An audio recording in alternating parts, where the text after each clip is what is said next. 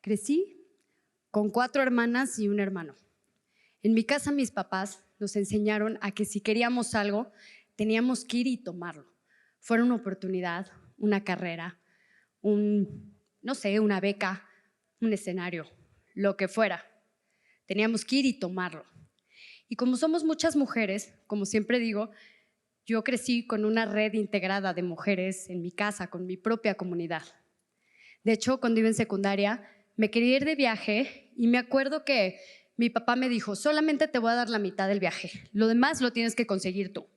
Yo no sabía que podía ir con mis hermanas y trabajar en conjunto y lograr metas. Hicimos eso, me pude ir de viaje y esa dinámica vino para quedarse en mi casa. Entonces, pues fui creciendo y fui ampliando mi círculo de amistades, mi red de mujeres en mi vida. Y aunado a eso, también en la casa hacíamos lo que nos tocaba hacer. Si nos tocaba cambiar un foco, le entrábamos. Si nos era cambiar una llanta, también. Hacer limpieza, lo que fuera, siempre le entrábamos. Y cuando fui conociendo más mujeres, me di cuenta que algo que era muy natural para mí no necesariamente era para ellas. Cuando empecé a emprender, hace más de 10 años, que yo creo que aquí hay emprendedores y saben lo difícil que es emprender, me di cuenta también que no había muchas mujeres y que conocía mujeres talentosísimas que quieren hacer negocio y hoy no lo están haciendo.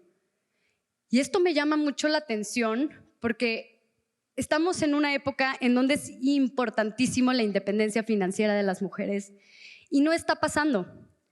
Y detecto 3 cosas que creo que es lo que nos están deteniendo. La primera es roles culturales.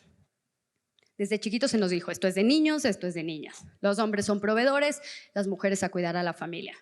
Y sí, es cierto, en mi casa nos hablaban de unión, de metas, de objetivos, de lograrlos en conjunto, pero nunca se habló de dinero.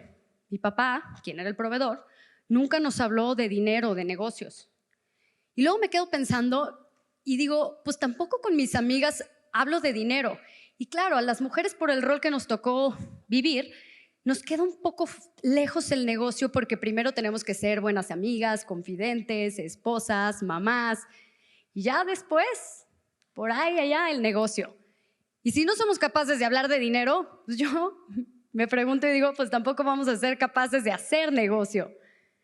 Y además eso de que en México la mujer se ocupa de la familia y el hombre es proveedor, tampoco es cierto. Porque hay muchas mujeres que no tienen ese proveedor, pero que les tocó cuidar a la familia. ¿Y qué pasa? Tienen que hacer doble turno, se tienen que hacer cargo de su familia y trabajar. Y quienes podrían ser su red de apoyo, me lleva al segundo punto, que es el tejido social. Las redes no sanas entre mujeres. No sé quién de aquí ha escuchado estas horrorosas frases de mujeres juntas ni difuntas. ¿Lo han escuchado? ¿Alguien? ¿O la peor enemiga de una mujer es otra mujer? ¿Quién? ¿O no las pongan juntas porque qué complicadas son? ¡Qué horror! Y sí, a lo mejor sí, la peor enemiga de una mujer es otra mujer, sí, ese es un lado de la moneda. Pero el otro lado de la moneda, que no nos le enseñaron, es que la mejor amiga de una mujer es otra mujer. Mujeres, la lucha no es entre nosotras. Si allá afuera el sistema laboral, económico, político funciona para los hombres, fue porque fue creado por ellos, para ellos. Y está bien. Si nosotros queremos nuestros espacios, tenemos que pararnos y crearlos. Y en conjunto, empujarlos. Y esto me lleva al punto 3, que es la economía global. Hace poquito leí en un artículo serio de la IMCO que tendrían que pasar 130 años al ritmo que vamos hoy para poder cerrar la brecha salarial y lograr la paridad. Y 150 años para lograr un empoderamiento económico de todas las mujeres.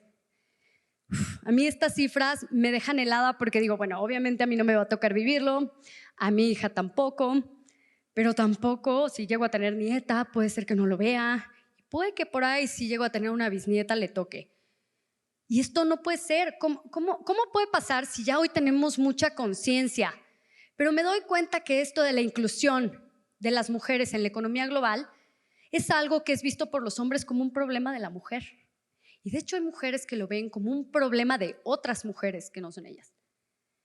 Hace unas semanas estuve en un evento en Ciudad de México en donde nos reúnen a líderes de todos los Méxicos, el México político, el México comunicólogo, el México indígena, activista, y todos nosotros buscamos un México responsable. Y en una de las actividades nos dejaron hacer mesas de discusión en donde podíamos poner el tema que nosotros quisiéramos. Y bueno, pues empecé a ver cómo los hombres alzaron la mano, empezaron a proponer temas. Yo dije, no me puedo quedar atrás, quiero saber y quiero discutir este tema, la inclusión de las mujeres en la economía del país. Sí tenía un poco de miedo porque dije, a lo mejor nadie se va a sentar en mi mesa. Había hombres y mujeres en el evento, un poquito más hombres, pero también había muchas mujeres. Y para mi sorpresa llegaron mujeres líderes, se sentaron conmigo a discutir, pero lo que me llamó la atención es que solo llegó un hombre. Un hombre que curiosamente, y no sabía, está aquí hoy en este teatro. Pero bueno, ese no es el punto. El punto es que solo llegó un hombre. Cuando yo dije inclusión de las mujeres en la economía del país, haz de cuenta que puse un letrero de baño: mujeres, hombres no son bienvenidos. Y esto no puede ser. Si queremos una mejor economía, menos violencia y una mejor calidad de vida, tenemos que entrarle al parejo.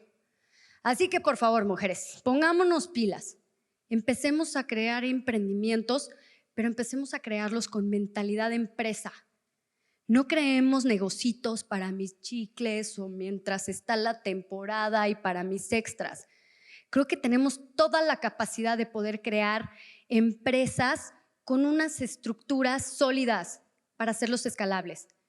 Y por favor, tampoco, mujeres, nos desvaloricemos unas a otras.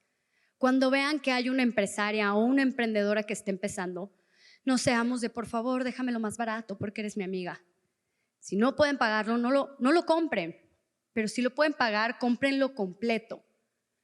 Porque así nos vamos, si no nos restamos valor. Hay que aprender a cobrar y también hay que aprender a pagar lo que vale. Es más, si hombres o mujeres aquí tienen la oportunidad de poder contratar a una mujer, páguenle su valor, porque el talento no tiene género, porque el salario sí. Y hombres, por favor, interésense, involúcrense en la inclusión de las mujeres en la economía. Yo les quiero platicar una anécdota. Yo cuando empecé a emprender, tuve 3 emprendimientos fallidos y mi esposo, que está aquí presente, él es abogado y siempre iba registrando todas mis marcas. Y yo le decía, oye, ¿por qué registras mis marcas? ¿Por qué gastas si no estoy despegando?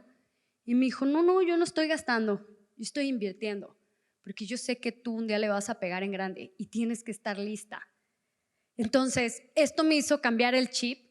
Necesitamos más portavoces. Hombres, no queremos que nos resuelvan, queremos que nos apoyen. Y queremos que nos apoyen porque ustedes llevan un camino en negocios mucho más grande y recorrido que nosotros.